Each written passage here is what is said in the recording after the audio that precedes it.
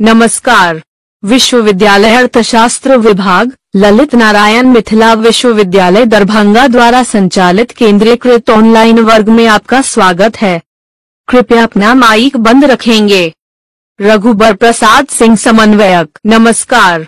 Welcome to the centralized online class conducted by the University Department of Economics, Lalit Narayan Mithila University, Darbhanga. Please keep your mic off. Raghubar Prasad Singh coordinator. तो आज हमारा course है, आज हमारा subject है cross elasticity of demand, मांग की आड़ी लोच। आवाज जा रही है? चलिए, तो मांग की आड़ी लोच को मेरा यह अपना मानना है कि किसी विषय वस्तु को जानने से पहले उसके थोड़ा सा ग्राउंड को जान लेते हैं तो ज्यादा समझने में आसानी होती है, जैसा कि मेरी समझ है। तो हम उसको ग्राउंड जानने के लिए थोड़ा सा हम चाहेंगे कि उसको पीछे से हम जाएं तो ज्यादा बेहतर होगा, क्योंकि हम लोग के पास समय है, 1 घंटा समय है और 1 घंटा समय एनफ है, कोई दिक्कत नहीं है। तो उसके पीछे हम थोड़ा सा बढ़ेंगे। मांग की आड़ी लोच कहाँ से उत्पन्न होती है? तो मांग की आड़ी लोच उत्पन्न होने से पहले हम यह देखेंगे कि मांग क्या है, और वहां से हम प्रारंभ करते हैं कि डिमांड क्या है, डिमांड किसे कहते हैं, और उसके बाद हम डिमांड के बाद उसका लोच पढ़ेंगे, और लोच के बाद तब ये पढ़ेंगे कि मांग की लोच को प्रभावित कौन कौन से तत्व करते हैं। उसके बाद हम पढ़ेंगे कि मांग के लोच को प्रभावित करने वाले तत्व से पहले पढ़ लेंगे मांग का नियम क्या है, और तब मांग की लोच पढ़ लेंगे, और उसके बाद हम पढ़ लेंगे इलास्टिसिटी ऑफ डिमांड, जिसको मांग की आड़ी लोच है ना। तो मांग पढ़ेंगे, मांग का नियम पढ़ेंगे, मांग की लोच पढ़ेंगे और मांग का आड़ी लोच पढ़ेंगे, तो हमारा स्पष्ट ज्यादा अच्छा से हो सकता है, मुझे यह उम्मीद है। चलिए, तो all are students welcome in my class. मांग क्या है? तो अर्थशास्त्र की भाषा में किसी वस्तु, अर्थशास्त्र क्या है, सबसे पहले यह भी थोड़ा सा जान लें कि अर्थशास्त्र क्या है। तो आर्थिक क्रियाओं का अध्ययन है, अर्थशास्त्र को धन का विज्ञान कहा जाता है। तो अर्थशास्त्र की भाषा में किसी वस्तु या सेवा, किसी वस्तु या सेवा की वह मात्रा जिसे उपभोक्ता विभिन्न कीमतों पर खरीदने को तैयार है, यानी कि उसको हर स्थिति पर उपभोग करने की, जिस स्थिति पर वह उपभोग करने को तैयार है, उसे मांग कहते हैं। आमतौर पर यह प्रायः देखा जाता है कि अगर कीमत अधिक हो तो वस्तु या सेवा की मात्रा जो होती है वह कम हो जाती है। हम बाजार में जाते हैं कोई वस्तु परचेज करने के लिए, सामान खरीदने के लिए, तो यह देखते हैं कि आज थोड़ा सा महंगा है तो चलो उसमें थोड़ा सा क्वांटिटी कम कर देते हैं, और थोड़ी सस्ती है तो हम थोड़ा सा क्वांटिटी बढ़ा देते हैं। तो इस स्थिति में हम जो घटता है, क्वांटिटी बढ़ती है और क्वांटिटी घटती है, यानी कि मांग में हमारी कमी तब आती है जब कीमत में परिवर्तित होता है। मांग में जैसे ही हमारी फ्लैक्चुअलिटी आएगी, तो कीमत में जब तक फ्लैक्चुअलिटी नहीं आएगी, कमी बेसी नहीं होगा, अधिक और कम नहीं होगा, तब तक हमारी मांग में कमी नहीं होती है। और उसी को ये करने के लिए हम लोगों ने बाजार का उदाहरण भी लिया है, और बाजार का उदाहरण में यह देखा जाता है कि जब कोई भी वस्तु को हम परचेज करते हैं तो पहले उसका बाजार भाव, कीमत हम जानकारी लेते हैं और तय करते हैं, और बाजार भाव में जब उतार चढ़ाव प्राप्त होता है तो हम अपने आय के अनुसार, हम अपनी आवश्यकता के अनुसार उसमें हम समझौता कर पाते हैं। तो फिर से इसको एक लाइन में समझ लें ऐसे कि अर्थशास्त्र की भाषा में किसी वस्तु या सेवा की वह मात्रा जिसे उपभोक्ता भिन्न कीमतों पर खरीदने को तैयार है, उसे मांग कहते हैं। आमतौर पर यह देखा जाता है कि अगर कीमत अधिक हो तो वह वस्तु सेवा कम मात्रा में खरीदी जाती हैं और यदि कीमत कम हो तो अधिक मात्रा में खरीदी जाती हैं। इसलिए अक्सर प्रायः किसी क्षेत्र के बाजार में किसी वस्तु या सेवा की मांग को उसके मांग को हम वक्र रेखा में भी प्रदर्शित कर सकते हैं। आगे होगा मांग हम पढ़ लिए। अब उसके बाद हम पढ़ते हैं मांग का नियम। तो मांग का नियम क्या है भाई? डिमांड क्या है? तो मांग का नियम अर्थशास्त्र की भाषा में मांग का नियम एक महत्वपूर्ण नियम है। अर्थशास्त्र एक ऐसी विषय है जो आर्थिक क्रियाओं का अध्ययन करता है और आर्थिक क्रियाएं हमारा वस्तु की क्वांटिटी और हमारी इनकम पर डिपेंड करता है। वस्तु की क्वालिटी और हमारी आय पर भी निर्भर करता है कि वह कौन सा वस्तु किस स्तर तक हम कितना रूप में उपयोग कर सकते हैं। तो अर्थशास्त्र की भाषा में मांग का नियम एक महत्वपूर्ण नियम है जो किसी वस्तु की कीमत में होने वाले परिवर्तन, किसी वस्तु के कीमत में होने वाले परिवर्तन के परिणाम स्वरूप उस वस्तु की मांग में होने वाले परिवर्तन, ध्यान से सुनेंगे, किसी वस्तु की कीमत में होने वाले परिवर्तन के परिणाम स्वरूप उस वस्तु की मांग में होने वाले परिवर्तन की दिशा को बताता है। मांग का नियम क्या बताता है? किसी वस्तु की कीमत में होने वाले परिवर्तन के परिणाम स्वरूप, जब परिवर्तित हो जाती है तो उसका रिजल्ट आता है, परिणाम स्वरूप उस वस्तु की मांग में होने वाले परिवर्तन की दिशा को बताता है। यह एक गुणात्मक कथन है। यह एक गुणात्मक कथन है।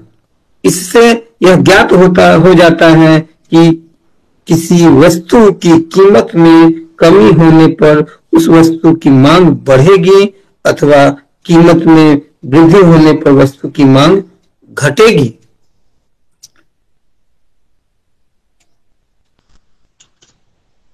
अब इससे तो स्पष्ट हो गया है कि नियम क्या है। तो मांग के नियम में फिर से एक बार सुन लिया जाए। किसी वस्तु की कीमत में होने वाले परिवर्तन के परिणाम स्वरूप, जब किसी वस्तु के कीमत में परिवर्तन होता है, चेंजिंग आता है, तो उसका परिणाम आता है और परिणाम स्वरूप उस वस्तु की मांग में फिर परिवर्तन होता है। तो मांग में परिवर्तन जो होता है और वस्तु की कीमत में परिवर्तन होता है तो वह तय करता है वस्तु के सेल कितना होगा, यानी कि वस्तु उपभोक्ता कितना प्रतिशत में वह उसको उपभोग कर सकता है, वह तय करती है। इसे नियम कहते हैं। उसके बाद अब इसमें हम पढ़ेंगे, इसी चैप्टर से रिलेटेड है। जब हम मांग के नियम को पढ़ लेते हैं तो वस्तु की कीमत किस पर निर्भर करता है? उसके उपभोक्ता के आय पर निर्भर करता है और उसके कीमत पर निर्भर करता है। तो कीमत पर निर्भर करता है तो यह क्या हो जाता है? अब यह फ्लैक्चुएट करता है और जैसे ही मांग या कीमत फ्लैक्चुएट करता है तो इसको मांग की लोच में कन्वर्ट कर दिया जाता है। और मांग के लोच में कन्वर्ट कर नहीं दिया जाता है बल्कि स्वतः हो जाता है। तो मांग की लोच में कन्वर्ट कर होने के परिणाम स्वरूप मांग की लोच की परिभाषा बदल जाती है। और मांग की लोच की परिभाषा ऐसे बदलती है, मांग की लोच में यह परिभाषा में यह कहा जाता है कि किसी वस्तु की कीमत में होने वाले परिवर्तन के फलस्वरूप उस वस्तु की मांगी गई मात्रा में होने वाले परिवर्तन की माप को मांग कहते हैं। अब ये देखिए, वहां क्या था नियम में था कि वह दिशा तय करता है कि उपभोक्ता वस्तु को कितना प्रतिशत और किस रूप में उपभोग करेगा। और यहाँ परिवर्तन किस चीज का? कीमत में और मांग में, दोनों की परिवर्तन की मात्रा को तय करती है। लोच क्या है? दोनों की परिवर्तन की मात्रा को तय करती है। और दोनों की मात्रा को जब तय करती है तो इसे मांग की लोच कहते हैं।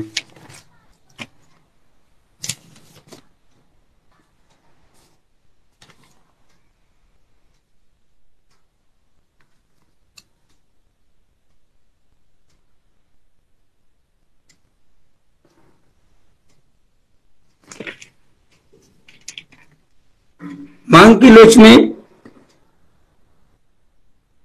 अर्थशास्त्र की भाषा में लोच जो है वह शब्दों का उपयोग किसी आर्थिक चर को बदलने। अब एक लोच में और थोड़ा सा विस्तार पूर्वक हम लोग अध्ययन करेंगे कि अर्थशास्त्र की भाषा में लोच यानी इलास्टिसिटी शब्द का उपयोग किसी आर्थिक चर को बदलने पर किसी दूसरे चर में हुए परिवर्तन,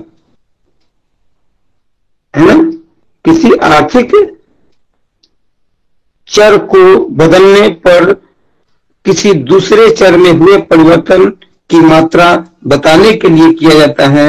यदि एक चर के परिवर्तन से दूसरा चर अधिक परिवर्तित होता है तो इसे मांग की लोच कहते हैं। उदाहरण स्वरूप एक छोटा सा उदाहरण लिया जाए कि यदि किसी उत्पादन के मूल्य में कमी की जाती है या कमी हो जाए तो उसकी बिक्री में यानी सेलिंग में कितनी बढ़ेगी, वह कितना प्रतिशत सेल होगा, कितना डिमांड हो पाएगा, यह तय करती है। इसके लिए लोच शब्द का उपयोग किया गया है। लोच शब्द का उपयोग कब किया गया है? किसी वस्तु की कीमत में परिवर्तन के परिणाम स्वरूप उपभोक्ता के उपभोग में परिवर्तन जो आता है उसे लोच कहते हैं। यह लोच शब्द का प्रयोग किया गया है। इलास्टिसिटी यानी फ्लक्चुएशन होती है।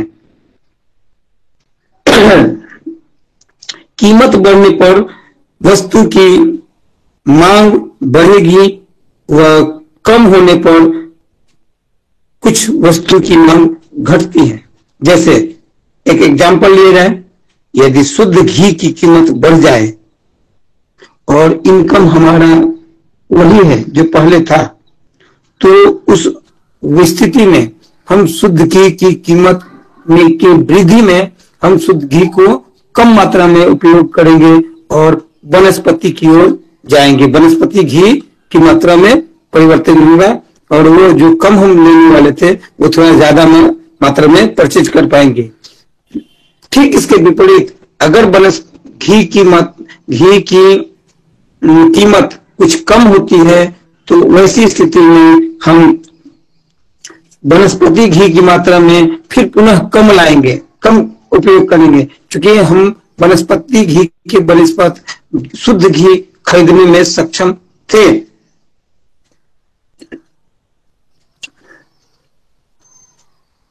तो इस फ्लक्चुएशन को हम मांग की लोच कहते हैं। अब इस मांग की लोच को जब ये कर लेते हैं तो अब देखते हैं कि अगला हमारा चैप्टर आ जाता है मांग की क्रॉस इलास्टिसिटी ऑफ डिमांड, यानी कि मांग की आड़ी तिरछी लोच। मांग की आड़ी तिरछी लोच स्टेबल होता है।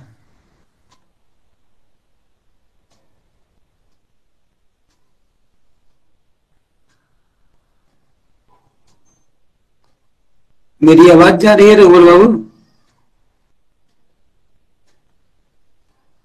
ठीक ठाक है? ठीक है।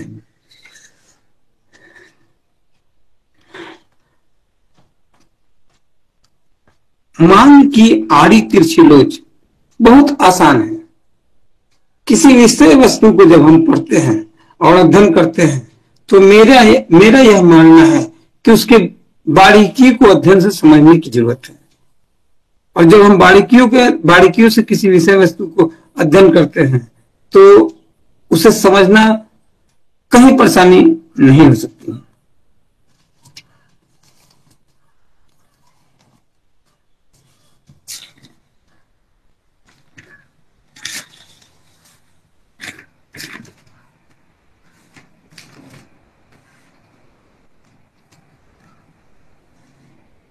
मांग की आड़ी लोच। मांग की आड़ी लोच का प्रतिपादन वस्तुतः मुख्य रूप से मूड MOOR अर्थशास्त्र में विद्वान अर्थशास्त्री हैं और माने जाते हैं।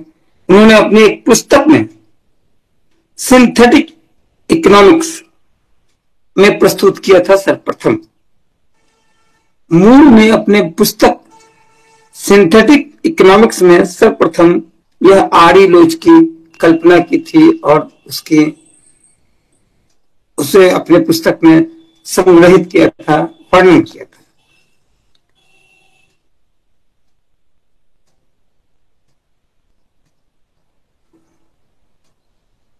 बाद में चल करके इस विचार को और आगे बढ़ाते हुए रॉबर्ट ट्रिफन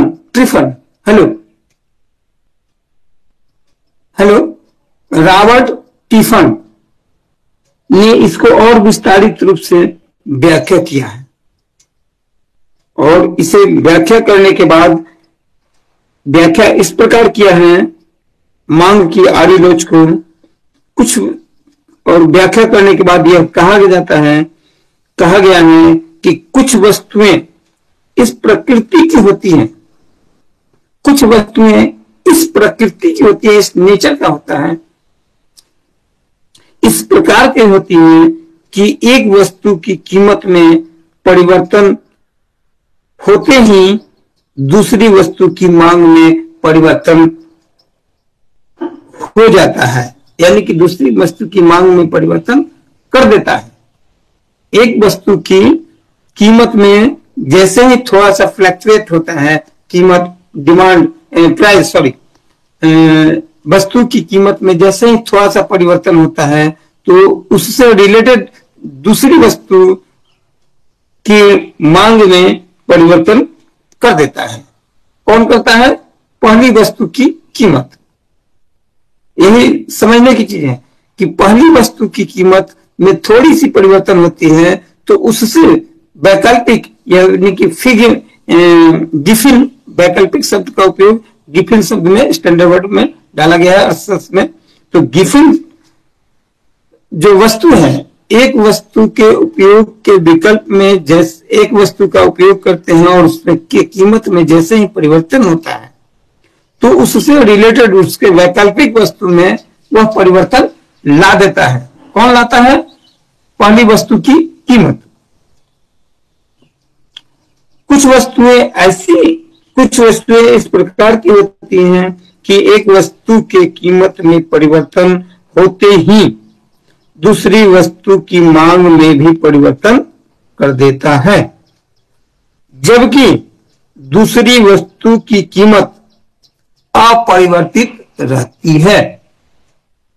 जबकि दूसरी वस्तु की कीमत अपरिवर्तित रहती है। दूसरे शब्द में यूं कहें कि जब वस्तुएं आपस में संबंधित होती हैं, जब वस्तुएं आपस में संबंधित होती है, रिलेटेड होता है,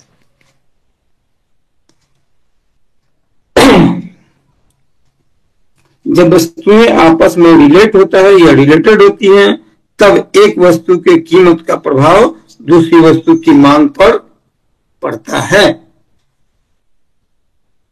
अतः एक वस्तु के कीमत में परिवर्तन से उससे संबंधित वस्तु की मांग पर पड़ने वाली मात्रात्मक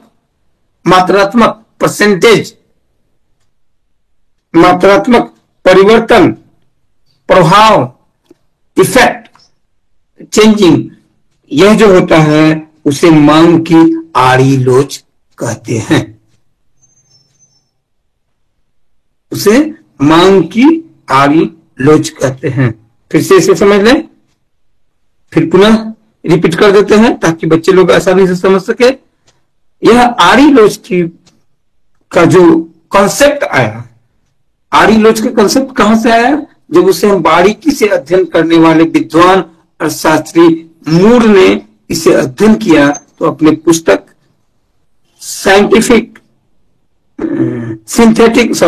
सिंथेटिक इकोनॉमिक्स में किया था, जिसकी व्याख्या आगे चल करके रॉबर्ट ट्रिफिन ने अपने पुस्तक थ्योरी ऑफ वैल्यू में विस्तृत रूप से की है। किसने की है? थ्योरी ऑफ वैल्यू में किसने किया है? रॉबर्ट ट्रिफिन ने। उसने क्या किया है और क्या कैसे कहा है कि कुछ वस्तुएं इस प्रकृति की होती हैं कि एक वस्तु के कीमत में परिवर्तन होते ही दूसरी वस्तु के मांग में परिवर्तन कर देता है। एक वस्तु की कीमत में परिवर्तन होते ही दूसरी वस्तु के मांग को परिवर्तित कर देता है,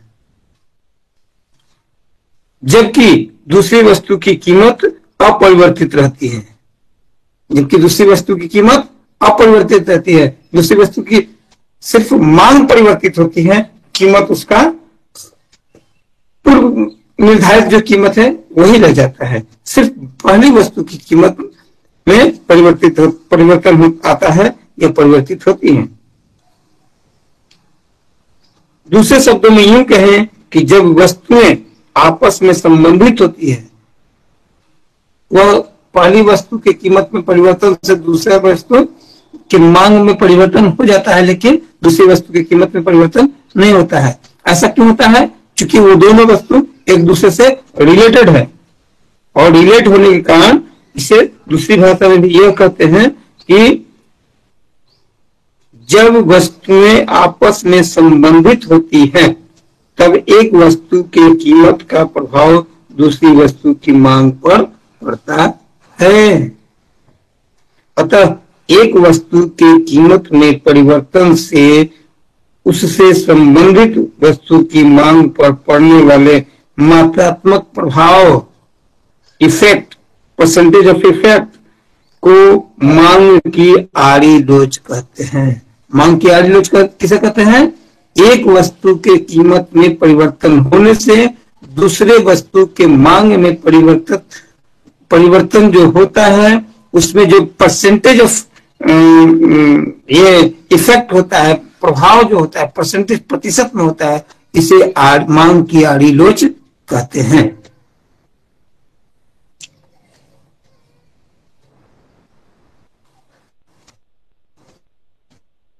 अब रही बात मांग की आड़ी लोच को कौन कौन प्रभावित करता है। मांग की आड़ी लोच कितने प्रकार के होते हैं? मांग की आड़ी लोच के कई प्रकार हो सकता है कि नहीं हो सकता है।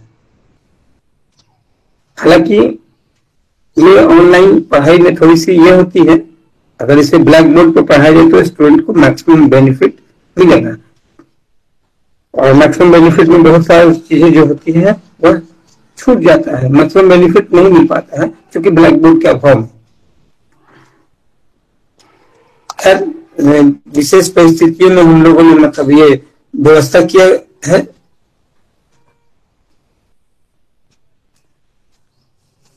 मांग की आड़ी लोच को 3 प्रकार की वस्तुओं में उपस्थित हो सकती है। आड़ी लोच किसमें? 3 प्रकार की वस्तुओं में उपस्थित हो सकती है। वस्तुओं का प्रकार, अब इसमें यहाँ आड़ी लोच को अध्ययन करने के लिए वस्तुओं को हम प्रकार में भी अध्ययन किया गया है।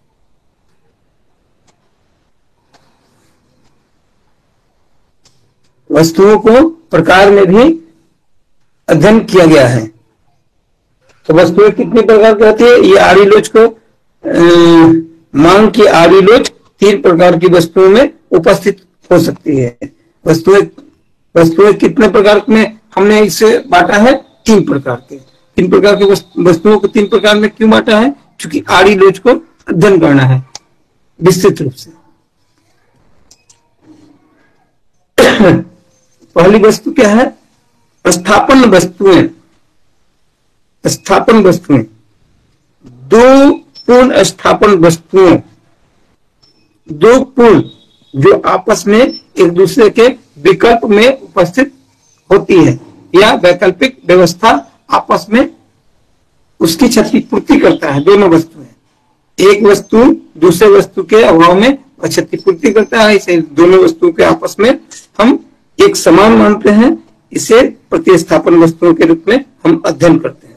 तो 2 पूर्ण स्थापन वस्तुओं के प्रति, 2 पूर्ण स्थापन वस्तुओं में प्रतिस्थापन दर सदैव स्थिर तथा एक समान रहेगी। 2 पूर्ण स्थापन वस्तुओं में, दो पूर्ण स्थापन वस्तुओं में प्रतिस्थापन दर सदैव स्थिर तथा एक समान रहेगी, जैसे चाय तथा कॉफी। अगर हम चाय पीने जाते हैं मार्केट में, कभी चाय पीने की इच्छा करती है घर में, तो घर में यह मिलता है आवाज कि चाय पत्ती खत्म हो गया है, तो होगा क्या? तो हम कहते हैं कि तो देखिए चाय पत्ती नहीं है, तो क्या कॉफी वगैरह है क्या? तो कॉफी थोड़ा सा बना दी जाए। अगर ये देखा जाता है कि दूध खत्म हो गया है, तो दूध के बदले हम लाल चाय भी पसंद करते हैं, या दूध नहीं है तो उस स्थिति में हम लाल चाय भी पसंद करते हैं। और लाल चाय में को भिन्न भिन्न रूपों में भी हम प्रयोग कर लेते हैं। भिन्न भिन्न रूपों में मतलब लाल चाय में हम और कुछ भी थोड़ा सा उसमें मिक्स कर करके हम उसको उपयोग करते हैं। तो ये चाय और कॉफी एक दूसरे का स्थापन वस्तुएं मानी जाती हैं। जैसे उसी प्रकार थम्स अप और कोका कोला है। तो थम्स अप और कोका कोला हम पीने जाते हैं मार्केट में, तो कोई बच्चा कहता है कि हमको लिम्का चाहिए, तो कोई कहता है हमको वो फलाना चाहिए, तो कोई कहता है वो हमको कोका कोला चाहिए, कोई कहता है हमको मैंगो जूस चाहिए, कोई कहता है वो, तो वो क्या है? वो कोल्ड ड्रिंक है। तो कोल्ड ड्रिंक का वैकल्पिक में ये भिन्न भिन्न नामें आती हैं और भिन्न भिन्न चीजें हम उपस्थित करते हैं। तो ये वस्तुएं क्या होती है? ये इस प्रकार की वस्तुएं स्थापन वस्तुएं में काउंट करते हैं, चूंकि वह एक दूसरे की आवश्यकता की पूर्ति करता है। और इससे हम एक रेखा चित्र में भी ये प्रस्तुत कर सकते हैं, लेकिन अब रेखा चित्र तो हम लोग के साथ थोड़ी सी परेशानी है, तो खैर कोई बात नहीं है, हम लोग आगे बढ़ते हैं। दूसरा चीज होता है कि इसी से रिलेटेड जो पूर्ण वस्तुएं हैं, दो पूर्ण वस्तुएं क्या है? हाँ, दो पूर्ण स्थापन वस्तुओं में प्रतिस्थापन दर सदैव स्थिर तथा एक समान रहेगी, चाय तथा कॉफी। जैसे चाय तथा कॉफी, थम्स अप तथा कोका कोला, ऐसी वस्तुएं स्थापन वस्तुओं के बीच मांग की आड़ीलोच अधिक होती है। यानी कि इस तरह की वस्तुएं जब हम उसके बदले एक वस्तु के डिमांड मांग में वृद्धि होती है, जैसे मान लीजिए कि हम गए मार्केट में और कॉफी हमने डिमांड किया, तो कॉफी का कीमत बढ़ा हुआ है, लेकिन चाय का कीमत जस का तस है। इसलिए अगर वो फ्लैक्चुएट करता है कीमत में, तो मांग में कहीं फ्लैक्चुएशन नहीं आती है। तो इस तरह और नहीं आने के कारण आड़ीलोच का वहां एस्टेब्लिशमेंट हो जाना और नितांत आवश्यक हो जाता है। पूर्ण स्थापन वस्तुएं पूर्ण स्थापन वस्तुओं की मांग की आड़ीलोच अंततः होती है, किंतु कमजोर स्थापन में मांग की आड़ीलोच कम होती है। क्या होता है कि पूर्ण स्थापन वस्तुओं की मांग की आड़ीलोच अंततः होती है, अंततः मतलब लास्ट तक रहती है, परंतु कमजोर स्थापन वस्तुओं में मांग की आड़ीलोच बहुत कम होती है और वह कभी एक बिंदु पर जाके समाप्त भी हो जाती है। अब हम पढ़ेंगे पूरक तथा संयुक्त मांग वाली वस्तुएं। पूरक तथा संयुक्त मांग वाली वस्तुएं। पूरक शब्द बड़ा बहुत ही अच्छा शब्द है। पूरक मतलब क्या? वैकल्पिक व्यवस्था, एक दूसरे के पूरक होते हैं।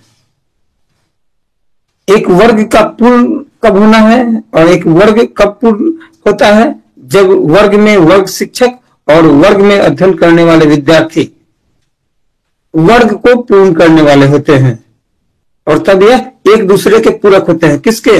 यह दोनों वर्ग शिक्षक और वर्ग के विद्यार्थी दोनों किसके पूरक है?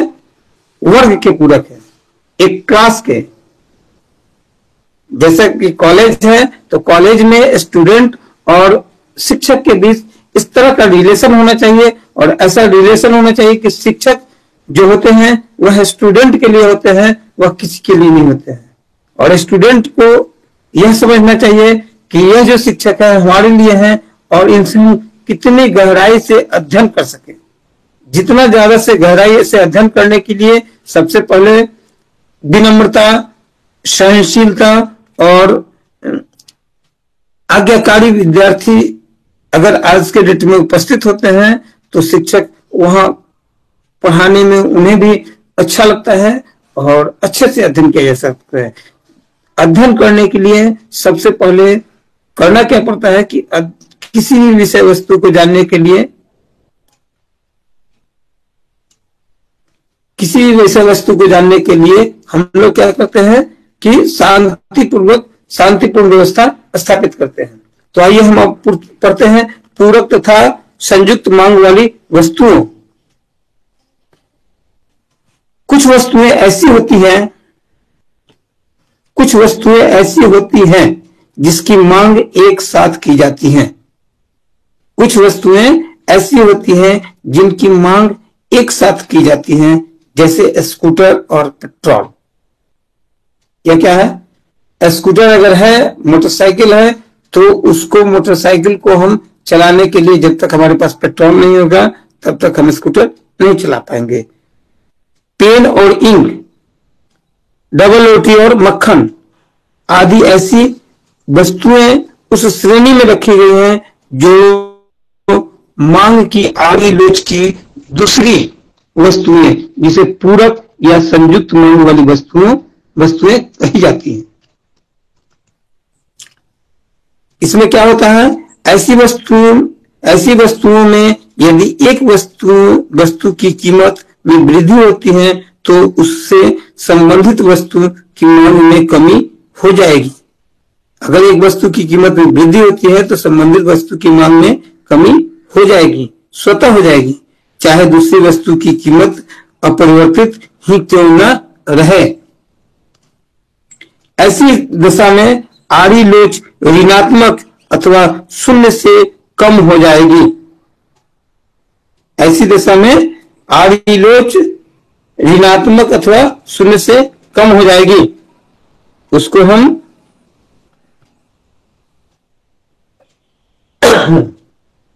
अब आपका चैप्टर खत्म होने जा रहा है।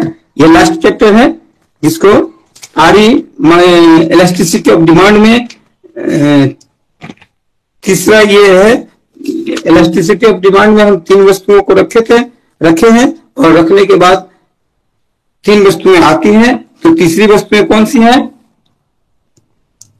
स्वतंत्र वस्तुओं में 3 प्रकार की वस्तुएं हैं।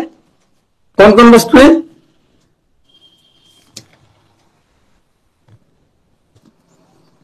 स्थापन वस्तुएं, और दूसरा है पूरक तथा संयुक्त वस्तुएं, और तीसरा है स्वतंत्र वस्तुएं। तो स्वतंत्र वस्तु में क्या होता है? स्वतंत्र वस्तु के संबंध में मांग की आड़ी लोच शून्य होगी। स्वतंत्र वस्तु के संबंध में क्या आता है कि स्वतंत्र वस्तु के संबंध में मांग की आड़ी लोच शून्य होगी। स्वतंत्र वस्तु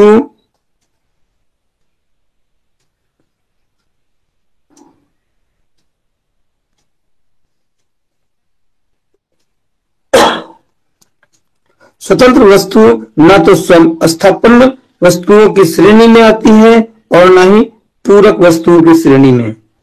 जो स्वतंत्र वस्तुएं हैं वह न ही स्थापन वस्तुओं की श्रेणी में आएगी और न ही पूरक वस्तुओं के श्रेणी में आएगी। स्वतंत्र वस्तुओं का एक अलग श्रेणी होता है। वस्तुओं के मध्य में मांगी गई आड़ी लोच स्पष्ट होती है। तो यह आपका चैप्टर यहाँ क्लोज होता है।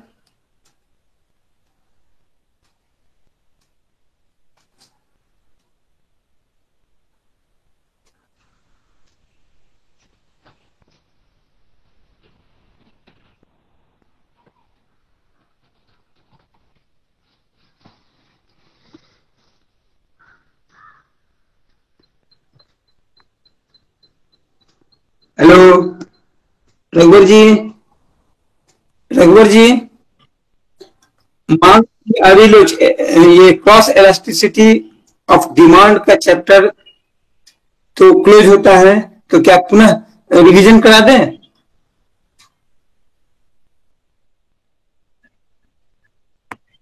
बोलिए, स्टूडेंट का क्वेश्चन क्या है?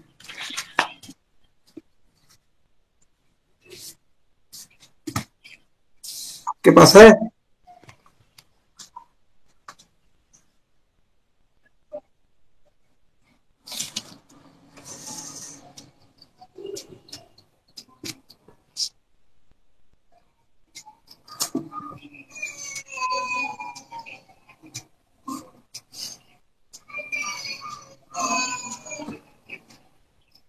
लाइन कट गया है रघुवर जी, पंखा एकदम बेचैन।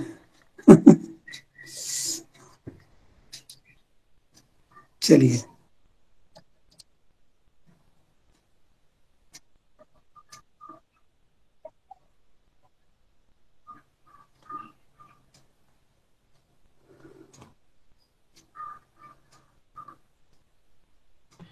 सर रिवीजन करा दीजिए, हमको कुछ समझ में नहीं आया।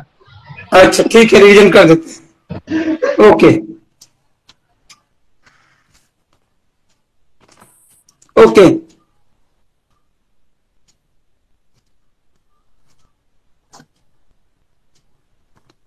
नोट करेंगे फरहान अंसारी जी, नोट करेंगे, नोट करा दें? मैं नोट करा देता हूँ, नोट कर लीजिए। ये सही बात है कि क्लास कोई भी चैप्टर को समझने के लिए ये ऑनलाइन में थोड़ी सी परेशानी तो होगी, इस बात को हम लोग सभी को समझते हैं। ये क्लास में ज्यादा बेहतर रूप से समझा जा सकता है, लेकिन चलिए इसको नोट करना है, कर लिया जाए। मांग की आड़ी लोच, मांग की आड़ी लोच। सर मतलब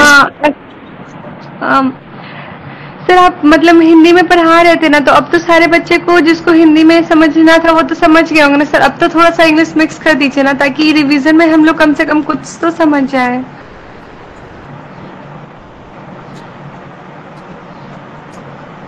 चलिए ठीक है। और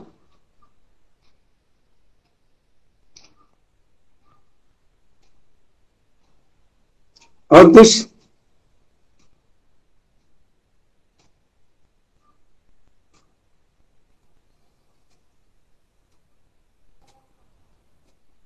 रघुवर जी 2 मिनट के बाद आए हम। रघुवर जी थोड़ी गर्मी ज्यादा लग रही है, लाइन कटी हुई है हमारे पास, है ना? 2-4 मिनट या 5 मिनट, 5 मिनट में हम आते हैं, फिर बैठे करते हैं। ओके।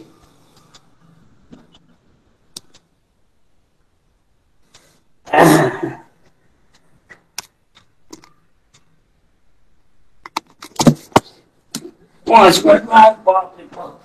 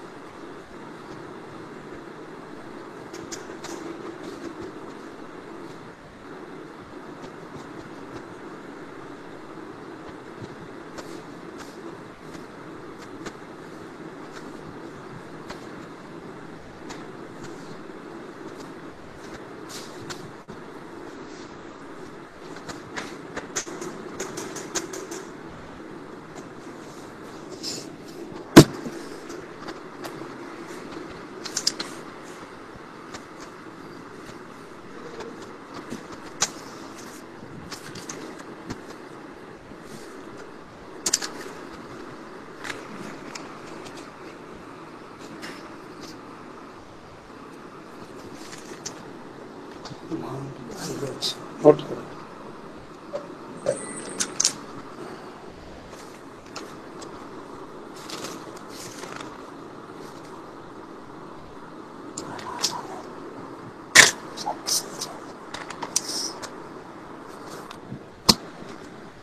मांग की आड़ी लोच का कुछ वस्तुएं ऐसी प्रकृति की होती हैं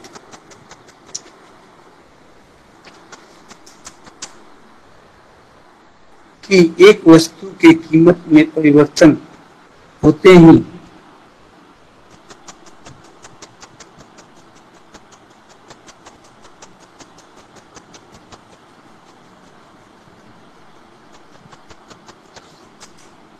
सर आवाज नहीं आ रही है। एक सेकंड आ रहे हैं अभी, आए नहीं है, आवाज कैसे आएगी? आएंगे तब ना, अभी तो हम आए ही नहीं है। कहाँ गया है आपका लिंक? रघुवर जी इधर चला गया।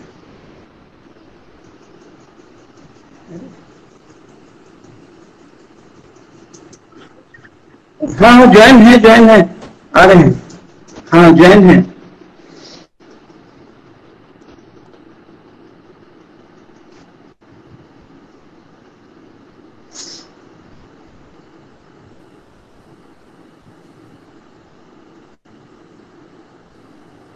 जैन है ये dismiss Jain with code new meeting में क्या है?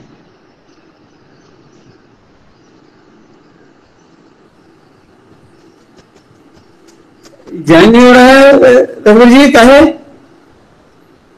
रघुवर जी?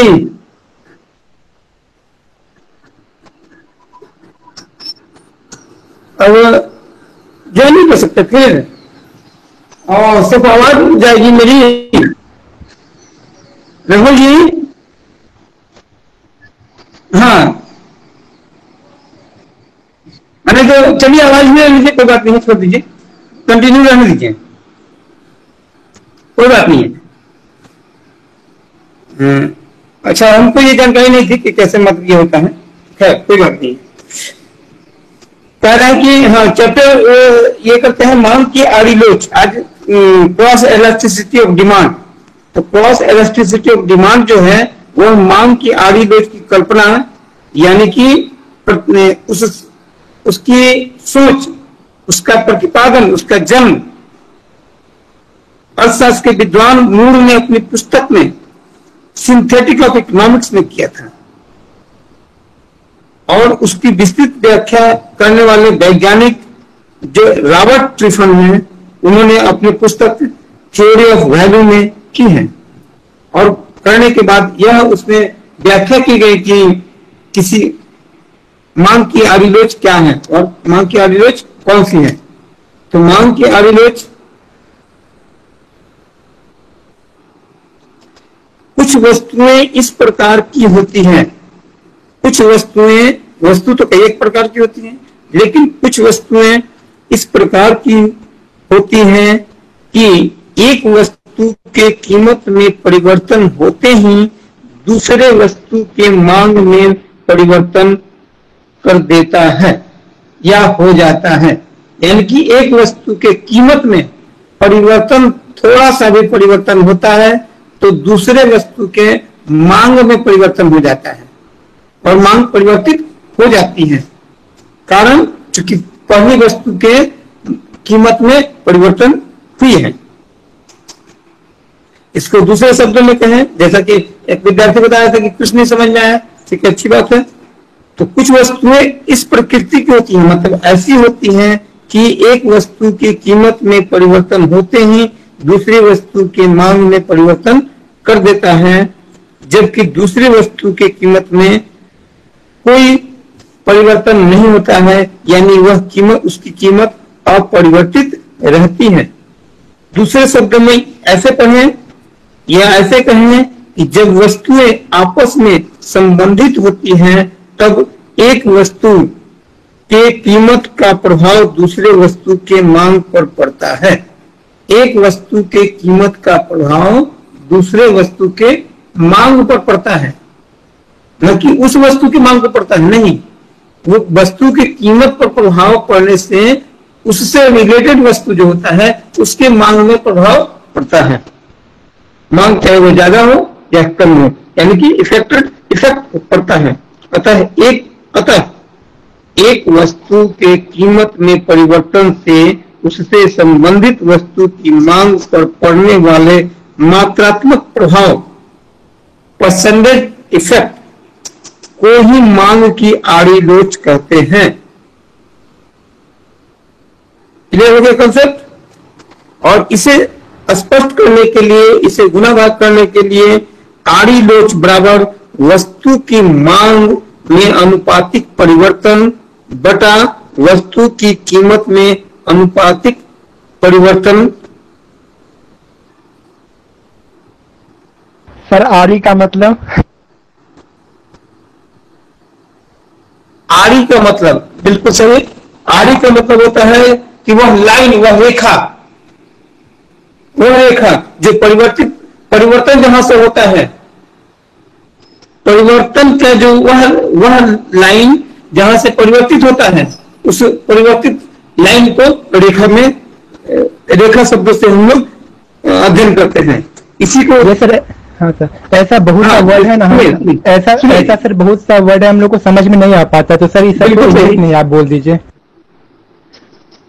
Changing of the line, changing of the effect, प्रभाव जो चेंज होता है उसको, जो effect, changing of the effect किस चीज का, और डिमांड का या फिर डिमांड का, changing of the effect, demand of the changing, जैसे डिमांड का चेंज होता है, चेंज होने का जो लाइन होता है, चेंज की प्रक्रिया जहां प्रारंभ होती है, चेंज जैसे होता है वहां से जो लाइनें खींची जाती है उसे आड़ी कहते हैं हिंदी में। तो आड़ी लोच यानी आड़ी लोच बराबर वस्तु की मांग में अनुपातिक परिवर्तन बटा वस्तु की कीमत में परिवर्तन।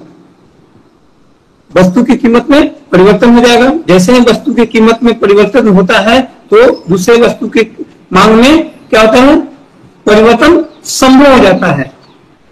ऐसा नहीं कि उसका परिवर्तन नहीं होगा, जबकि मांग का नियम यह कहता है कि वस्तु के कीमत में परिवर्तन होने पर उसी वस्तु की मांग में परिवर्तन होना है। मांग का नियम यह बताता है कि वस्तु के कीमत पर प्रभाव या उपभोक्ता पर पड़ता है, वस्तु के कीमत पर का प्रभाव उपभोक्ता पर पड़ता है और तब उसके मांग में परिवर्तन होता है। लेकिन यहां यह कह रहा है आड़ी लोच, मांग की आड़ी लोच में, यानी कि cross elasticity of demand, cross elasticity of demand में यह कहता है कि एक वस्तु के कीमत में परिवर्तन होने से दूसरे वस्तु के मांग में परिवर्तन स्वतः हो जाता है। क्यों? क्योंकि वह वस्तु दूसरे वस्तु से रिलेटेड है और इस रिलेटेड वस्तु को ही, वस्तु के कारण ही क्रॉस इलास्टिसिटी का जन्म हुआ है, एस्टेब्लिशमेंट हुआ है, और नहीं तो क्रॉस इलास्टिसिटी एस्टेब्लिशमेंट नहीं होता। और इसी को इलास्टिसिटी को एस्टेब्लिशमेंट को गहरी से अध्ययन करने के लिए मूल ने सबसे पहले इसको अध्ययन किया था।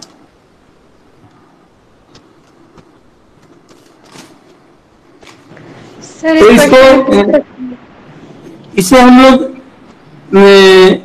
क्रॉस इलास्टिसिटी ऑफ डिमांड को, आड़ी लोच को कितने प्रकार में, कितने ये में रखते हैं हम लोग, कितने प्रकार की वस्तुएं में पाई जाती हैं? 3 प्रकार की वस्तुएं में पाई जाती हैं। क्रॉस इलास्टिसिटी ऑफ डिमांड की जो वस्तुएं हैं, जो गुड्स है, वह कितने प्रकार की वस्तुएं में पाई जाती हैं? तो 3 प्रकार की वस्तुएं में पाई जाती हैं। तो 3 प्रकार की वस्तुएं में कौन कौन पाई जाती हैं, कौन कौन वस्तुएं पाई जाती हैं? तो पहली वस्तु है स्थापन वस्तुएं। स्थापन मतलब सब्स्टिट्यूट्स, यानी कि इक्विवेलेंट। हिंदी में उसे स्थापन कहते हैं और संस्कृत की भाषा में स्थापन कहा जाता है, लेकिन अंग्रेजी में उसको सब्स्टिट्यूट कहा जाता है। और हम लोग जब जैसे मेडिकल स्टोर में जाएंगे तो हम कहेंगे कि सब्स्टिट्यूट उसका दे दीजिए, इसका कॉम्बिनेशन टैली करके कोई मेडिसिन अगर नहीं मिलता है तो इसका कॉम्बिनेशन टैली करके हमको सब्स्टिट्यूट मेडिसिन दे दी जाए। तो ये सब्स्टिट्यूट वर्ड आया है जिसे अर्थशास्त्र की भाषा में स्थापन वस्तुएं कही जाती हैं। तो मांग की आड़ी लोच 3 प्रकार की वस्तुओं में पाई जाती है और अर्थशास्त्र ने 3 प्रकार की वस्तुओं को, विभिन्न वस्तुओं को 3 प्रकार के आड़ी लोच अध्ययन करने के लिए 3 प्रकार की श्रेणी में बांटा गया है। पहला क्या है? स्थापन वस्तुएं। 2 पूर्ण स्थापन वस्तुओं में प्रतिस्थापन दर सदैव तथा एक समान रहती है। 2 पूर्ण स्थापन वस्तुओं में प्रतिस्थापन दर सदैव स्थिर तथा एक समान रहती है और सदैव स्थिर तथा एक समान रहती है।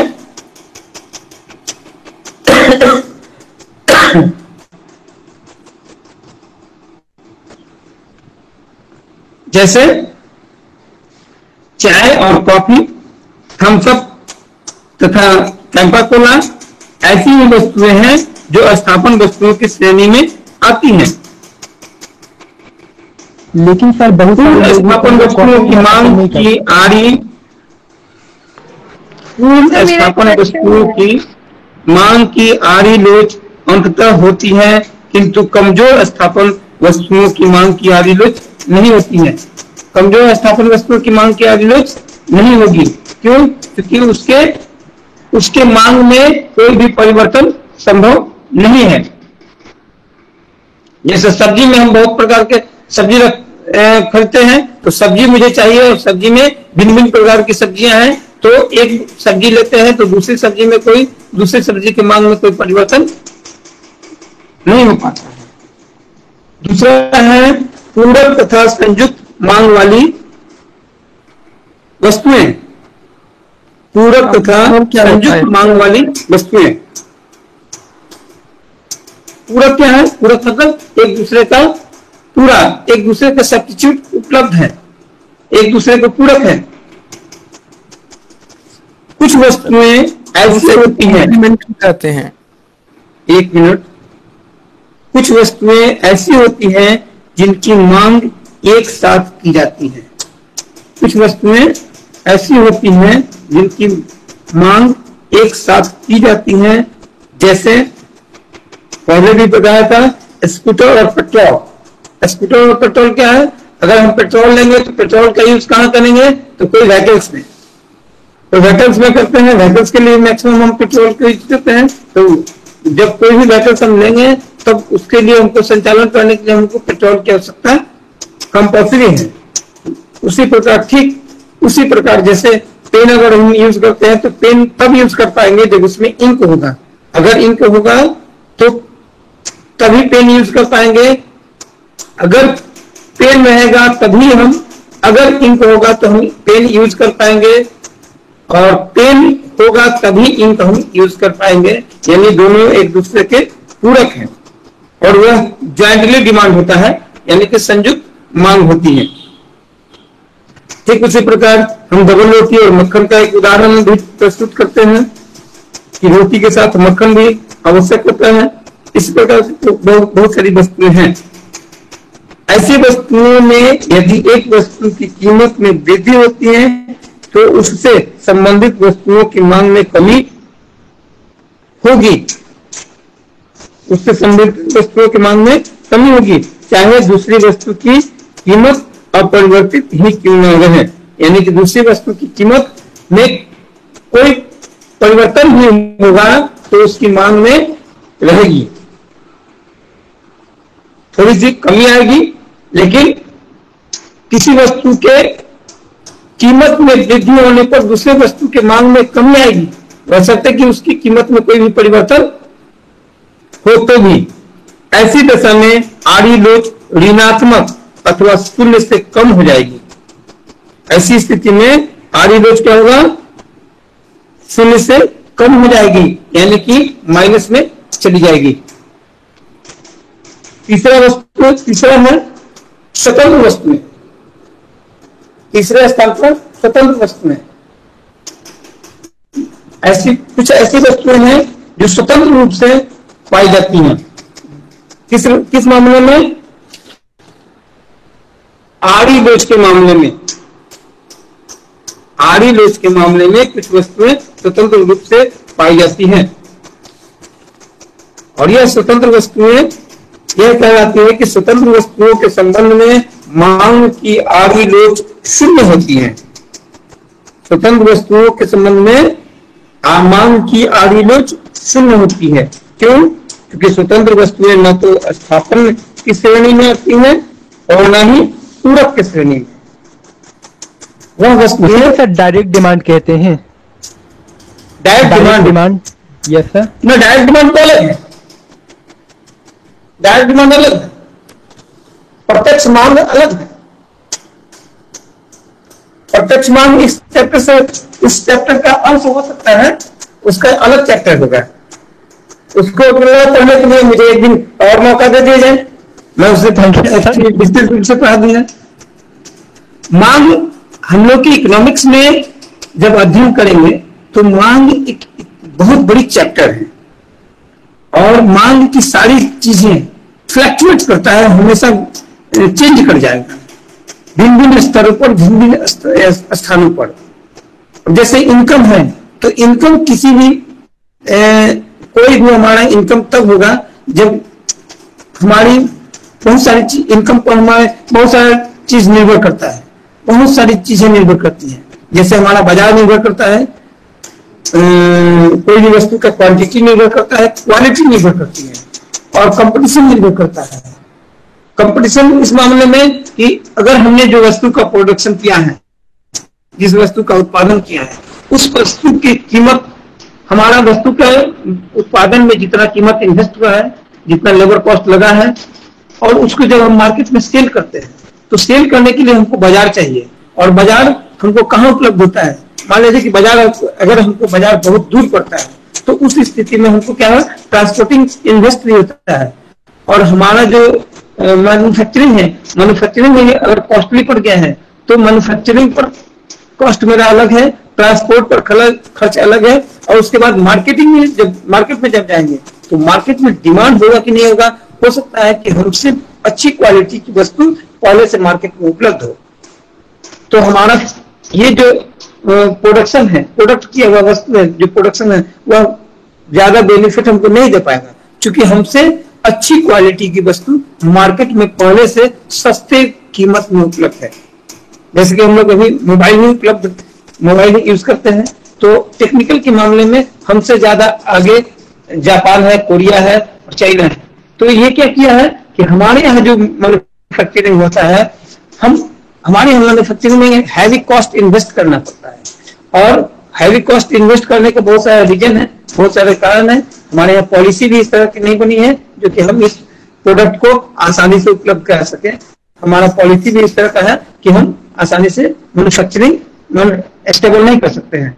तो ये क्या होता है कि, और जिनके यहाँ पॉलिसी वैसी बनी है कि वो मैन्युफैक्चरिंग इजिली उत्पादन कर सकते हैं, इजिली मैन्युफैक्चर करते हैं, और वो मैक्सिमम जब प्रोडक्ट कर लेते हैं, तो उनके लिए मार्केट चाहिए। तो मार्केट को कहाँ मिलता है? तो मार्केट के मामले में आज पूरे विश्व में सबसे बड़ा बाजार सिर्फ भारत है। क्योंकि भारत क्यों है? भारत इसलिए बाजार है कि भारत में हमें कोई भी चीजों को, किसी भी वस्तु के उत्पादन में ज्ञान से हम कोसों दूर हैं। हम अभी ज्ञान से कोसों दूर हैं। कोसों दूर का मतलब है कि हमारे पास वो नॉलेज अभी हम लोग स्टेबल नहीं कर पा रहे हैं, या उसको हम लोग स्थापित नहीं कर पा रहे हैं जो बाजार में मांग होनी चाहिए। डेवलपमेंट में हम अभी बहुत पीछे हैं। क्यों? इसके पीछे कारण क्या है? तो हम अभी शिक्षा से बहुत दूर है, और इसीलिए हमारे यहाँ जो भी वस्तुएं उत्पादित होती है, उस उत्पादन, उस वस्तुओं में हैवी कॉस्ट इन्वेस्ट करना पड़ता है।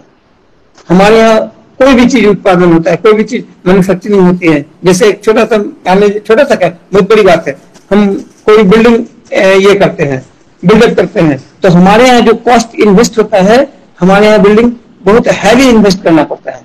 लेकिन ये जापान में जाएंगे, चाइना में जाएंगे, अमेरिका में जाएंगे, तो इतना हैवी इन्वेस्ट करने की आवश्यकता नहीं है, क्योंकि वहाँ रॉ मटेरियल भी बहुत इजिली मिल पाता है, और हमारे यहाँ रॉ मटेरियल तो इसलिए नहीं मिल पाता है, रॉ मटेरियल भी हैवी कॉस्ट होता है।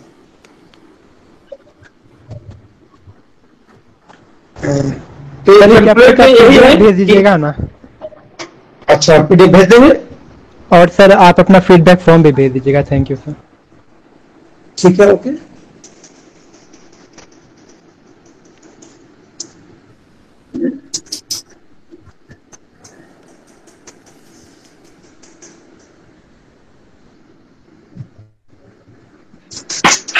चलिए, तो थैंक यू कोऑर्डिनेटर महोदय, आपको बहुत बहुत धन्यवाद। Sir feedback form